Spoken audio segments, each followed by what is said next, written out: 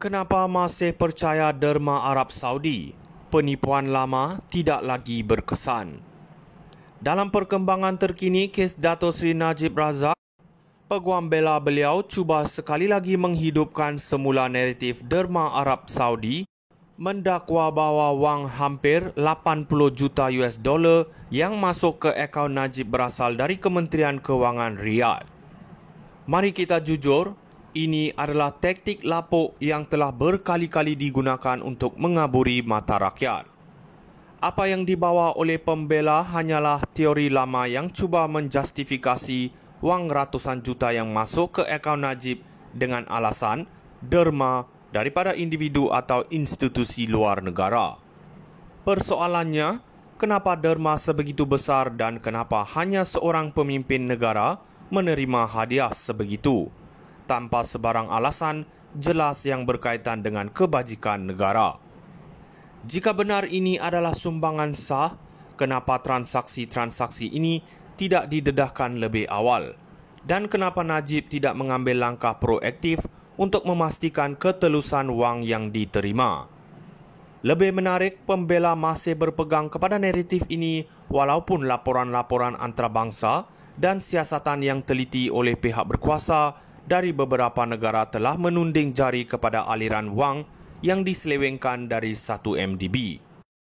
Bagaimana rakyat boleh terus mempercayai derma ini apabila jejak kewangan money trail menunjukkan sebaliknya? Dalam era pentadbiran madani di mana Anwar Ibrahim berusaha mengangkat ketelusan dan accountability, naratif derma Arab Saudi kelihatan seperti satu jenaka basi. Rakyat Malaysia tidak lagi mahu ditipu dengan alasan-alasan kuno yang cuba menutup skandal besar yang mencemarkan nama negara di peringkat antarabangsa. Sekarang masanya untuk menolak manipulasi dan tuntutan palsu yang tidak lagi relevan. Negara ini memerlukan pemimpin yang berani mengaku kesilapan, bukannya mereka yang terus cuba menipu dan bersembunyi di sebalik cerita derma luar negara yang tidak masuk akal. Kenapa masih percaya derma Arab Saudi? Penipuan lama tidak lagi berkesan.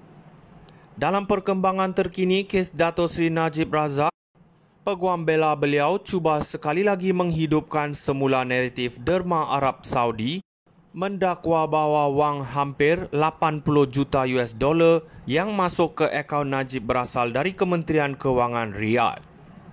Mari kita jujur, ini adalah taktik lapuk yang telah berkali-kali digunakan untuk mengaburi mata rakyat.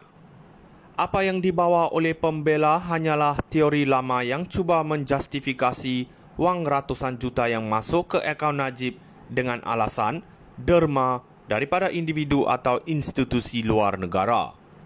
Persoalannya, kenapa derma sebegitu besar dan kenapa hanya seorang pemimpin negara menerima hadiah sebegitu, tanpa sebarang alasan jelas yang berkaitan dengan kebajikan negara? Jika benar ini adalah sumbangan sah, kenapa transaksi-transaksi ini tidak didedahkan lebih awal? Dan kenapa Najib tidak mengambil langkah proaktif untuk memastikan ketelusan wang yang diterima? Lebih menarik, pembela masih berpegang kepada naratif ini walaupun laporan-laporan antarabangsa dan siasatan yang teliti oleh pihak berkuasa dari beberapa negara telah menunding jari kepada aliran wang yang diselewengkan dari 1 MDB. Bagaimana rakyat boleh terus mempercayai derma ini apabila jejak kewangan money trail menunjukkan sebaliknya? Dalam era pentadbiran madani di mana Anwar Ibrahim berusaha mengangkat ketelusan dan accountability, naratif derma Arab Saudi kelihatan seperti satu jenaka basi.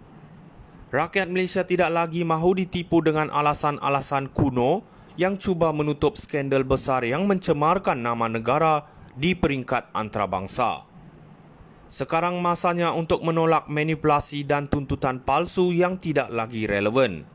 Negara ini memerlukan pemimpin yang berani mengaku kesilapan, bukannya mereka yang terus cuba menipu dan bersembunyi di sebalik cerita derma luar negara yang tidak masuk akal. Kenapa masih percaya derma Arab Saudi? Penipuan lama tidak lagi berkesan. Dalam perkembangan terkini kes Dato' Sri Najib Razak, peguam bela beliau cuba sekali lagi menghidupkan semula naratif derma Arab Saudi mendakwa bahawa wang hampir 80 juta US dollar yang masuk ke akaun Najib berasal dari Kementerian Kewangan Riyadh. Mari kita jujur, ini adalah taktik lapuk yang telah berkali-kali digunakan untuk mengaburi mata rakyat. Apa yang dibawa oleh pembela hanyalah teori lama yang cuba menjustifikasi wang ratusan juta yang masuk ke akaun Najib dengan alasan derma daripada individu atau institusi luar negara. Persoalannya, kenapa derma sebegitu besar dan kenapa hanya seorang pemimpin negara menerima hadiah sebegitu, tanpa sebarang alasan jelas yang berkaitan dengan kebajikan negara? Jika benar ini adalah sumbangan sah, kenapa transaksi-transaksi ini tidak didedahkan lebih awal? Dan kenapa Najib tidak mengambil langkah proaktif untuk memastikan ketelusan wang yang diterima?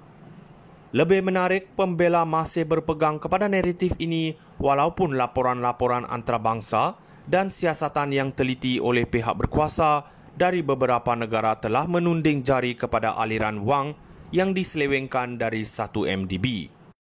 Bagaimana rakyat boleh terus mempercayai derma ini apabila jejak kewangan money trail menunjukkan sebaliknya? Dalam era pentadbiran madani di mana Anwar Ibrahim berusaha mengangkat ketelusan dan accountability, naratif derma Arab Saudi kelihatan seperti satu jenaka basi. Rakyat Malaysia tidak lagi mahu ditipu dengan alasan-alasan kuno yang cuba menutup skandal besar yang mencemarkan nama negara di peringkat antarabangsa. Sekarang masanya untuk menolak manipulasi dan tuntutan palsu yang tidak lagi relevan. Negara ini memerlukan pemimpin yang berani mengaku kesilapan, bukannya mereka yang terus cuba menipu dan bersembunyi di sebalik cerita derma luar negara yang tidak masuk akal. Kenapa masih percaya derma Arab Saudi? Penipuan lama tidak lagi berkesan.